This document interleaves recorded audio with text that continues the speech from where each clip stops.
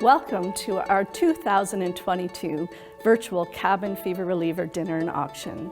I'm here in our London office in the same space where we hold a very important program called The Social, which you'll hear a little bit more about later on.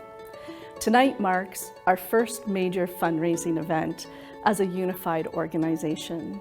As many of you know, on July 1st, 2021, the Alzheimer's Societies of ELGIN St. Thomas, London Middlesex, and Oxford came together to form the Alzheimer's Society Southwest Partners. With this unification, we are stronger and better positioned to meet the growing need for dementia support services. We are reaching more people in more places and now serve over 5,100 clients in Elgin, Middlesex, and Oxford counties. For those of you who are joining us for the first time, welcome. Historically, the Cabin Fever Reliever has been a time for Alzheimer's Society supporters, clients, volunteers, and staff to reconnect during long winter months. And this has been a really long winter. We all need connection now more than ever. Throughout the pandemic, people living with dementia and their families relied on the Alzheimer's Society for that connection as well. Isolation has increased cognitive decline for many. Care partners are feeling more anxious, stressed, and in greater need of respite time than ever before. Our clients have shared these experiences with us, and a survey from our partners at Western University's BrainsCAN Research Center confirmed that almost 30% of care partners said the stress of COVID-19 and the social isolation increased the need for the Alzheimer's Society support. We know that this heightened need for care partner respite and programs to address social isolation of people living with dementia require additional strategies. Let me tell you about one such strategy. Last year, we launched The Social, a pilot program to safely deliver 3 hours of in-person group therapeutic recreation to 60 people each week and provide respite to care partners. This time has been described by some care partners as a reset, the time to themselves, making them better able to support their loved one. This program, funded solely by donor support, along with others like it, have been a lifeline to the most vulnerable families. But with more than 13,000 people diagnosed with dementia in our region, the need is so much greater. Tonight, we are raising funds to expand our reach by adding evening and weekend availability and introduce new locations in Elgin, Middlesex, and Oxford. Your generosity will offer more respite options and reduce social isolation for families that have been hit the hardest by the pandemic. Our call to action is that no one living with dementia goes unsupported. I hope you will join me in answering that call by donating now. Your gift today will have an even greater impact because every single dollar donated will be doubled. A very generous local family has offered to match all Cabin Fever gifts up to $150,000. What this match means is a gift of $220 would provide 24 hours of programming for a client living with dementia. $2,000 would fund 72 opportunities for clients to access recreation and their care partners to benefit from respite time. Raising $150,000 through Cabin Fever will provide an additional 5,400 opportunities for respite and meaningful engagement over the next year. I've told you about the impact your support can have, but there's nothing like hearing firsthand from those with lived experience. Watch this video of one family's very unique story. You'll see how donations like yours can make a difference in our clients' lives. We met 39 years ago in Memphis. A mutual friend set me up on a blind date with this Canadian who was down visiting family and who happened to be deaf. I was very skeptical about blind dates with anyone, but our friend, who was also deaf, persuaded me to go by making a little joke. He said, "Don't think of this as a blind date, but as a deaf date." And well, here we are. Hi, my name is Sue Fountain, And this is my husband, Henry. In 2018, Henry was diagnosed with dementia.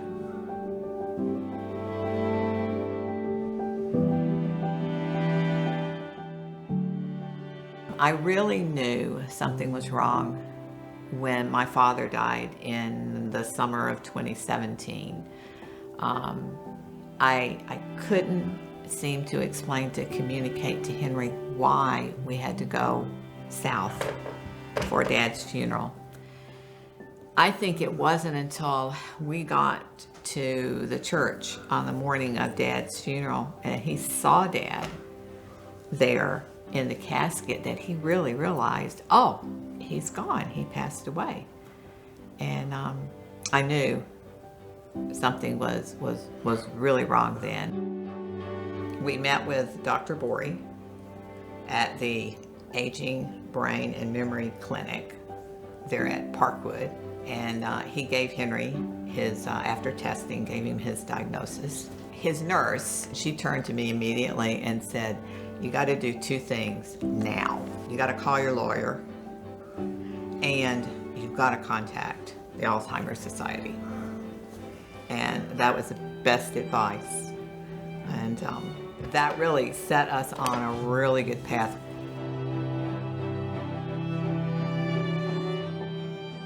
We were blessed this past April to be able to participate in the in-home rec, and we absolutely enjoyed it. It was good for Henry, it was good for me. He may not have remembered that it was Wednesday morning and Shantea was coming, but as soon as she walked through that door, oh, big smile, so happy to see her. I stayed with him for the first time she was here and interpreted for Henry, but when she walked through the door the second time, she said to me, we'll be fine. She said, I'm comfortable with this. She said, you go do something. Go take some time for you.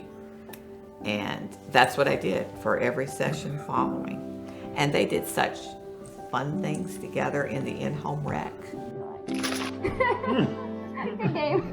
To be able to have some Sue time while Shantea is here with Henry is like in the middle of the morning, like to be able to sit down and have a cup of coffee in quietness, and it's just wonderful.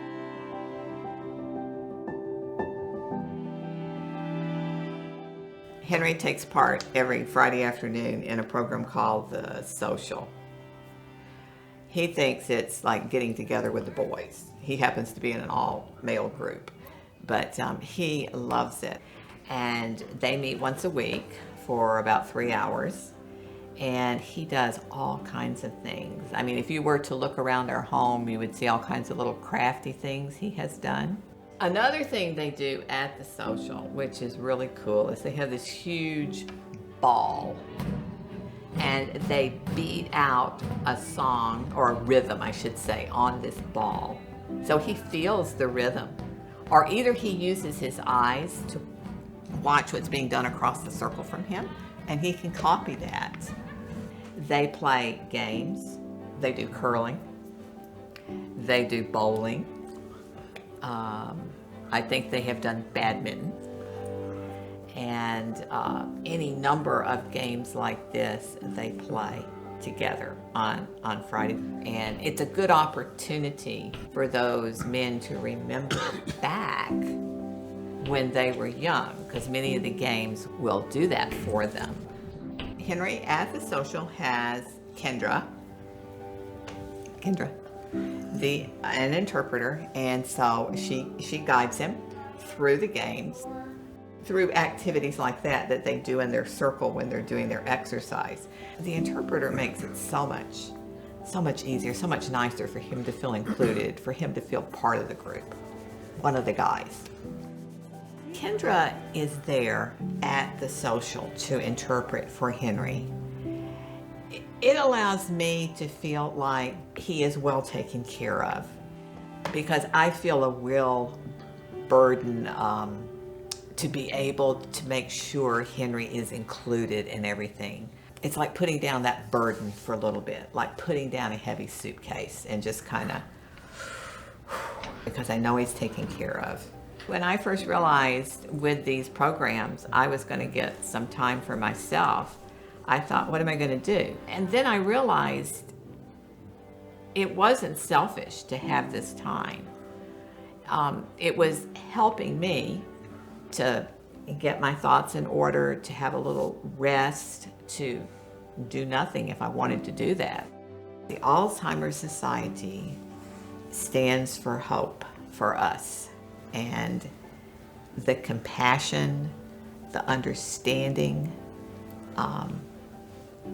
is something that encourages your heart, and to provide those opportunities that we've talked about that just really keep Henry active and his brain working, and giving me the chance to take a little break that kind of revives me and makes me a better care partner for him. Our hope is that your support of Fund a Need will enable many more people to enjoy the same services and support that Henry and I have in the last few years. We hope that you will consider making a donation. Thank you.